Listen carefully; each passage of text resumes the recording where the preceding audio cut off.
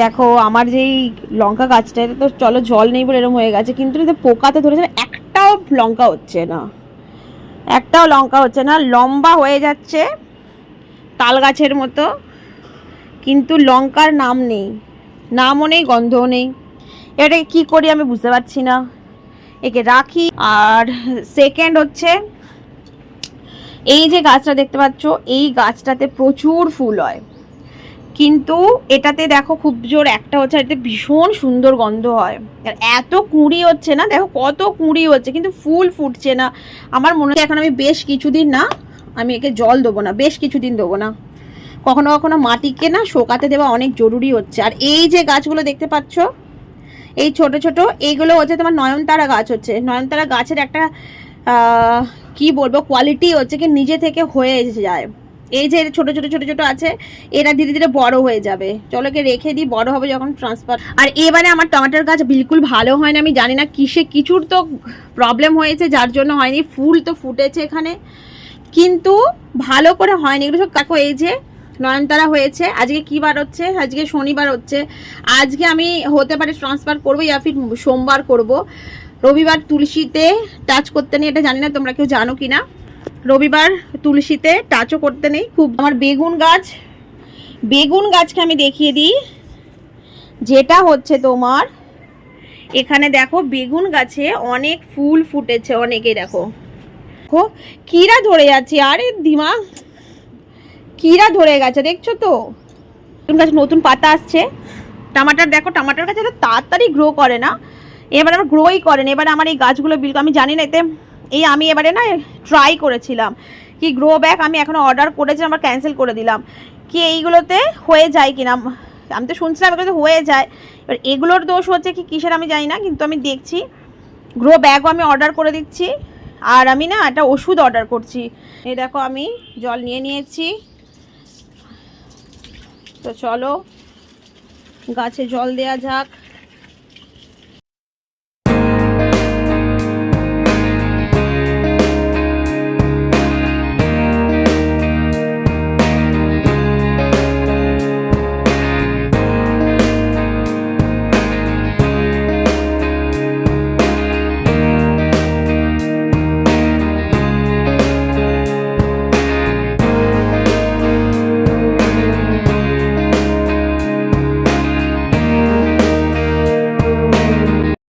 আর এই দেখো এই যে গাছটা হচ্ছে না, এই গাছটাকে আমি নিয়েছিলাম পরশুদিন।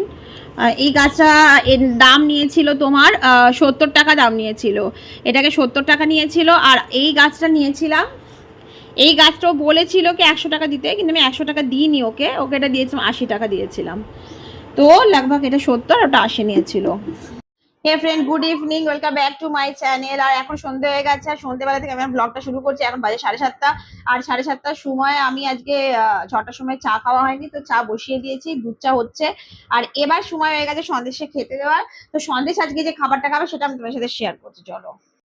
তো এই দেখো এখানে হচ্ছে আমার চা, আমার আমার শ্বশুরের চা হচ্ছে, আমার শাশুড়ি। তো দেখো আজকে সন্দেশের ডিনার হচ্ছে, আম আছে, দুটো কলা আছে, দই আছে, আর চিড়ে আছে। এত গরম পড়েছে না, এই গরমের জন্য দেখো এত হাঁপাচ্ছে। কখন ওকে ঘুরিয়ে নিয়ে চলে এসেছে, যে আমি এসিও চালিয়ে দিয়েছি। আর ওকে এইটা খাবে তো ওর অনেক ভালো লাগবে, আর ও শুয়ে যাবে। না সন্দেশ, শুয়ে যাবি তো, শুয়ে যাবি তো। আচ্ছা চলো চলো চলো, খেতে দিচ্ছি।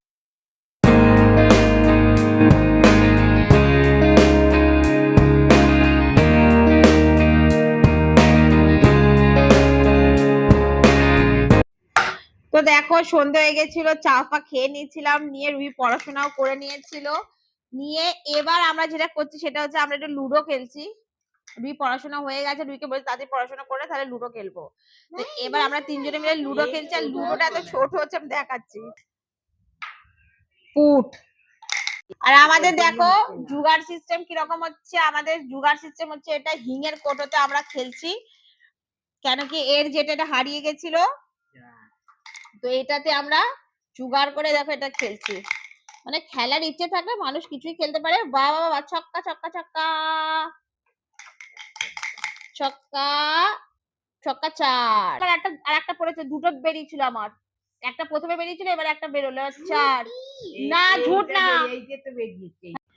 আর একে দেখো, এ আরামসে ঘুমাচ্ছে। দেখো, খেলার মাঝখানে, এই যে খেলা চলছে, খেলার মাঝখানে খেয়ে এসে বসে গেছে, ও খেলবে। आपका तो पचका बन गया। 3 एक साथ काटा है मैंने, ले लिया। এই দাঁড়া, আমি খেলি, ছক্কা ফেলি, দাঁড়া। আরে দুই হয়েছে রে। এই দেখো, আমার মাঝখানে, আমার আর রুহির মাঝখানে চলে এসে দেখো এখানে বসে গেছে, দেখেছো? ওখানে বসেছিল। দেখো চকমাকে দুই তো চাপিয়ে দে। ফ্রেন্ড, আমি জিতে গেছি, ইয়ো! ভাই আর এই দেখো, রুহির মানে এত এক্সাইটমেন্ট ছিল কি ও নিচে বসে গেছে। मम्मा मैं हार रही हूँ। ছক্কা। আর একে দেখো, এর অবস্থা দেখো। धनुर्विद्या में महान के बनने की स्किल था। स्वयं कुमार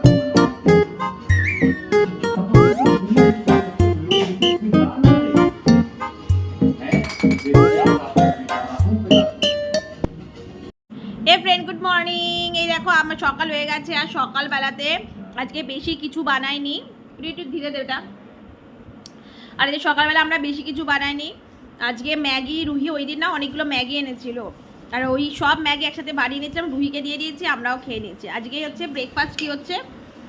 এই দেখো, আজকে ব্রেকফাস্ট হচ্ছে ম্যাগি ম্যাগি ম্যাগি ম্যাগি।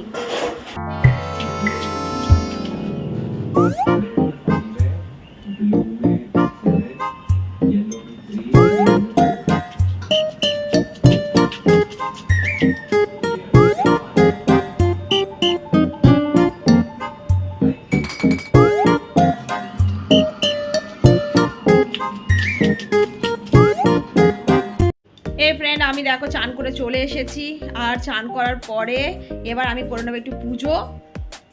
চুলগুলো কাকুই সেই কি বলে, চুলগুলো বাবুই পাখির বাসার মতো আমার হয়ে গেছে। এখন তারা শুকনো না, যতক্ষণ না শুকাবে ততক্ষণ এর কিছু করবো না আমি। আর যখন চুল ভিজে থাকে না তখন অমনিও আঁচড়ানো ঠিক না, এটা তোমরা জানবে হয়তো, ওই জন্য এখন আমি কিছু আঁচড়াবো না। এখন আমি পুজো করে নিই, পুজো করে নিই, তারপর আজকে না একটা অনেক ভালো জিনিস বানাবো, আমি তোমাদের সাথে শেয়ার করবো। আমি আসলে রেসিপি যেটা হচ্ছে না, এটা আমাদের বাঙালিদের রেসিপি না, এটা তোমার ইউপি রেসিপি হচ্ছে। আর এটা সম্পর্কে আমিও জানতাম না, এখানে এসে আমি জেনেছি, তো ওটা আমি তোমাদের সাথে আজকে শেয়ার করবো, ঠিক আছে? তো চলো আমি পুজো করে নিই তারপরে। আর এই দেখো, এটা হচ্ছে না কাঢ়ি বলে এখানে, দই আর তোমার বেসন দিয়ে বানে। তো প্রথমে আমি না একটা পকোড়ি বালি বানে, আর একটা বিনা পকোড়ি বালে, মানে আমরা যে পকোড়া বানাই না যেটা, তো ওরকম হচ্ছে ফুলুরি টাইপের হবে এটা। তো প্রথমে না দই আর বেসন দিয়ে ওটাকে ভালো করে আমি মাখিয়ে রেখে দেবো। আর তোমরা যখন পকোড়া বানাবে কিছুই দই দিয়ে যদি বানাও না, ওটা অনেক সফট হবে, এটা নর্মাল একটা টিপস হচ্ছে। আর এই যেটা বানাচ্ছি এটা হচ্ছে তোমার যেটা ব্যাটার হচ্ছে, যেটা দিয়ে কারি বানবে, যেটা আমরা যেরকম মশলা দিয়ে কারি বানাই সেরকমই এটা কারি বানবে, যেটা বেসন আর দই দিয়ে, আর ওর মধ্যে নুন, হলুদ আর তোমার লাল যে মির্চ হয় কাশ্মীরি মির্চ, ওটা দিয়ে একটু বেশ চলো, কারি বানানোর জন্য ভালো হয়। মেইনলি জরুরি হচ্ছে সেটা হচ্ছে তোমার কারি পাতা। কারি পাতা ছাড়া কারি বানলে মানে বানানো যাবে না, সেটা না বানে তো সবই, কিন্তু ওই টেস্ট আসবে না। ওই জন্য আমার এই কারি গাছটা সত্যি আমাকে অনেক হেল্প করে। কারি পাতা আমি নিয়ে নিয়েছি, এই যে হাতেগুলো কারি। আর এই দেখো, কড়াই সর্ষের তেল দিয়ে দিয়েছি, আর সর্ষের তেলেই এই যে রেসিপিটা হচ্ছে এটা ভালো তৈরি হয়। তো সর্ষের তেলে আমি একটা একটা করে যে আমরা পকোড়া বানাই, যেটা সেরকম ফুলুরি বানাই ওরকম টাইপের আমি দিয়ে দেবো। আর এরকম দেওয়ার পরে বেশ অনেক কাঁচাও থাকবে না, আর অনেক অনেক বেশি লালও হয়ে যাবে না, এরকম ভাবে ওকে মতলব বানাতে হবে।